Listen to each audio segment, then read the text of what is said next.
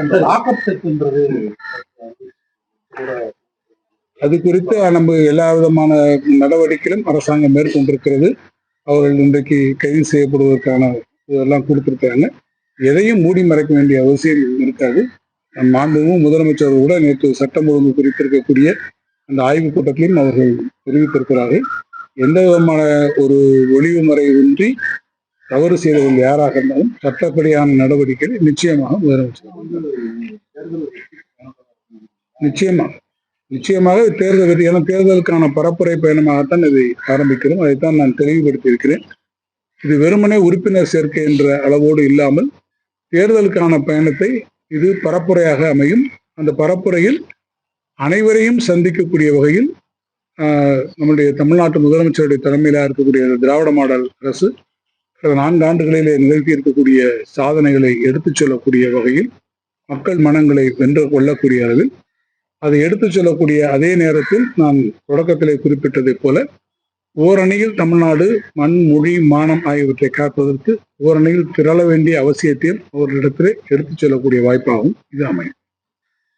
2 அணிகள் பாஜக சேர்ந்த விஜய் எங்க இல்லாம மூன்றாவது இணை அமைந்தால் அதை பற்றியான உங்களுக்கு கருத்து இல்லை, இப்போது இருக்கக்கூடிய அரசியல் சூழ்நிலையில் எங்களுடைய பரப்புரை நாங்கள் ஆரம்பிக்கிறோம். விஜய் அவர்கள் இப்போது அரசியல் களத்துக்கு வந்திருக்கிறார். அவர் இனிமேல் தன்னுடைய பிரச்சாரங்களை ஆரம்பித்து வருகிற போது எங்களுடைய உத்திகள் அதை தொடர்த்தி அமையும். ஒரு நேரடியாக பிரச்சார பயணங்களை ஆரம்பிக்கும் போது பார்க்கலாம். இன்றைக்கு தேதியை பாரதிய ஜனதா கட்சியினுடைய மத்திய இருக்கக்கூடிய சென்ட்ரல்ல ஒன்றிய அரசின் மூலமாக நமக்கு என்ன அநீதிகள் இப்போது இழைக்கப்பட்டு கொண்டிருக்கிறதோ அதை மக்களிடத்தில் சொல்ல வேண்டிய கட்டாயம் வந்திருக்கிறது. இன்றைக்கு தேதிக்கு பாஜகவும் அதிமுகவும் தான் தங்களுடைய கூட்டணியை அறிவித்திருக்கிறார்கள். எனவே அதை மையப்படுத்தி நாங்கள் எங்களுடைய பிரச்சாரங்களை, எங்களுடைய பரப்புரையை நாங்கள் துவக்கிறோம். அகலாய்வு அறிக்கை பாரம்பரியத்துக்கு மீண்டும் இல்லை, அடுத்த கட்டமாக பல இடங்களில் போனோம். கீழடியிலே கூட அடுத்த கட்டத்திற்கு போயிருக்கோம். ஒரு அகழ்வாவை தொடர்ந்து நடத்துவது என்பது அந்த சைட் எவ்வளவு ரிவீலிங்காக இருக்கிறது, அங்கே கிடைத்திருக்கக்கூடிய பொருட்கள் என்னென்ன பொருட்கள், அதன் வாயிலாக நம்ம என்ன அறிந்து கொண்டிருக்கிறோம், மென்மேலும் அங்கே நம்ம ரிவீலிங்கா வருமா, அது எந்த அளவிற்கு அது பண்பாட்டு அடித்தளத்திற்கு போகிறோம் என்பதை அது துறை சார்ந்திருக்கக்கூடிய வல்லுநர்கள் முடிவு செய்வார்கள்.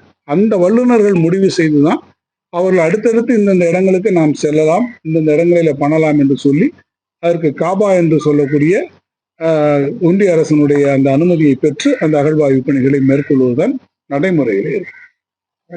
சிவாசி ஐந்துக்கும் மேற்பட்ட தொடர்ந்து பாத்தீங்கன்னா நம்ம விருதுநகர் மாவட்டத்தில் சில நாட்கள் முன்னாடி இந்த காரியாவட்டி பக்கத்துல வெடி விபத்து அப்பயே ஒரு 3 நாட்கள் இருக்காங்க. இப்ப இங்க சிவகாசி தொடர்ந்து நம்ம மாவட்டத்துல இந்த வெடி விபத்துங்கிறது வருடம் நடந்து கொண்டேதான் இருக்கிறது. இதுக்கு எந்த அரசும் ஒரு தீர்க்கமான ஒரு முடிவு எடுக்க முடியலையா, இல்லை என்ன சார்? இல்ல, தீர்க்கமான முடிவு எடுக்க முடியாது என்றது இல்லை. இதுக்கான ஒவ்வொரு காலகட்டத்திலும் நம்ம அவரோடு பேசுகிறோம். கடந்த முறை கூட பார்த்தீங்கன்னு சொன்னா இது எந்த வகையில இந்த மாதிரி கடுமையான நடவடிக்கை எடுத்து நிறைய பேருக்கு இன்றைக்கு அவங்களுடைய லைசன்ஸ் எல்லாம் கூட ரத்து செய்யப்பட்டு வந்திருக்கிறது. தவறு இழைத்திருக்கக்கூடிய இவர்கள் மீது நடவடிக்கைகள் அவ்வப்போது நாம் மேற்கொண்டு வந்திருக்கிறோம்.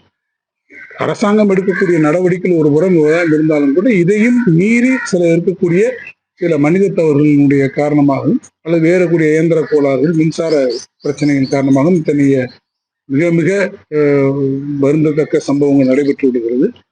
இன்றைக்கு காலையிலே சின்னக்காமன்பட்டியில் நடந்த விபத்து கூட உண்மையிலே மிகுந்த மனத்திற்கு கஷ்டத்தையும் துயரத்தையும் அளிக்கக்கூடிய ஒரு நிகழ்வாக அமைந்திருக்கிறது. ஏறத்தாழ இதுவரை 7 பேர் உயிரிழந்திருக்கிறார்கள் என்று தகவல் வந்திருக்கிறது. சம்பந்தப்பட்ட நம்முடைய மாவட்ட ஆட்சித்தலைவர்கள், நம்முடைய எஸ்பி எல்லாருமே களத்திற்கு போயிருக்கிறார்கள். அவர்களுக்கு உரிய சிகிச்சைகளை கொடுப்பதற்கான நடவடிக்கைகள் மேற்கொண்டு வந்திருக்கிறது. ஒவ்வொரு முறையும் இந்த சம்பவங்கள் நடக்கிற மாதிரி கூட கிடையாது. தொழிலாளர் துறையினுடைய அமைச்சராக இருந்தாலும் நாங்களும் அனைத்து பேரும் இந்த விஷயத்தில் ஒவ்வொரு முறையும் அவங்களுக்கு சென்சிட்டைஸ் பண்ணி பாதுகாப்பு நடவடிக்கைகளை எவ்வாறு கொண்டு வர வேண்டும் என்று நாங்கள் சொல்லிக் கொண்டுதான் இருக்கோம்.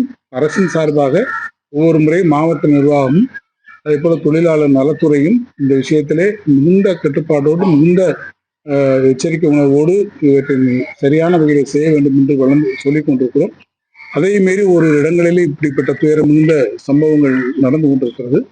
எனவே இன்னும் அதை வலியுறுத்தி இத்தகைய துயர சம்பவங்கள் நடைபெறாமல் இருப்பதற்கான முயற்சிகளை தமிழ்நாடு அரசு கண்டிப்பாக தொடர்ச்சியாக மேற்கொள்ளும். பிளே ஸ்டோர் மற்றும் ஆப் ஸ்டோரில் இருந்து பாலிமர் செயலியை QR கோடு மூலம் பதிவிறக்கம் செய்யுங்கள். செய்திகளை உடனுக்குடன் பெறுங்கள்.